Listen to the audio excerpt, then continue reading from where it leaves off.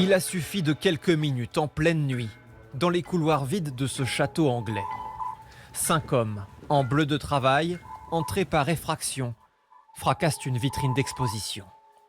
Ils en dérobent tout le contenu. Des dizaines d'objets précieux, d'une valeur de près de 6 millions d'euros, qu'ils emballent dans un rideau, avant de prendre la fuite. C'était il y a 22 ans, mais pour la directrice du musée, le souvenir reste intact. J'ai reçu un coup de téléphone en pleine nuit. Un grand nombre de boîtes en or et d'objets précieux étaient exposés ici. Ils ont tout cassé et tout emporté. C'était très choquant. Le cambriolage de Waddesdon Manor reste aujourd'hui une énigme. Les voleurs n'ont jamais été identifiés. Mais en 2021, l'affaire connaît un rebondissement inattendu, quand cette bonbonnière volée réapparaît dans une vente aux enchères. C'est incroyable de l'examiner à nouveau d'aussi près. Recevoir l'appel, réaliser que c'était notre boîte, puis la voir revenir, c'était tout simplement fantastique.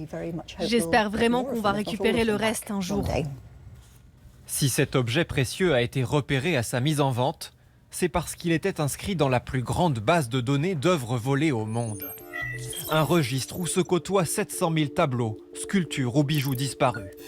Plus complet encore que les listings d'Interpol et du FBI, ce fichier de référence est géré depuis la City de Londres par une entreprise privée. Les bijoux volés au Louvre y sont en bonne place. Ici, on voit notre enregistrement pour les pertes du Louvre. Donc, on voit les 8 pièces qui ont été volées, qui sont sur la base, qui contient donc les photos, les descriptions, les dimensions. Ces détails sont ensuite comparés aux œuvres en circulation sur le marché de l'art. Tous les jours, on reçoit des centaines de demandes du marché, des musées aux termes d'acquisition, des privés, des maisons de vente, des marchands. Et donc, toutes ces vérifications vont être confrontées à ces données. Ces contrôles permettent ainsi de retrouver une 50aine d'œuvres disparues chaque année. Comme ce tableau de Pissarro, volé en France au musée d'Aix-les-Bains dans les années 80. Ou cette peinture, réapparue lors d'une vente aux enchères. Elle figurait sur cette photo prise 80 ans plus tôt, dans un appartement spolié par les nazis.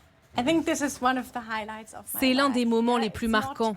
Ce n'est pas un tableau extraordinaire, il est estimé entre 3 000 et 6 000 euros. Rien à voir avec un Picasso à plusieurs millions, mais sur le plan émotionnel, le remettre aux descendants des propriétaires juifs spoliés à l'époque, c'était tout aussi fort. Créé il y a 35 ans, ce registre mondial des œuvres d'art volées se finance par une commission prélevée sur chaque vérification demandée par les marchands d'art. Des enquêteurs de l'ombre qui, année après année, font ressurgir des trésors que l'on pensait définitivement envolés.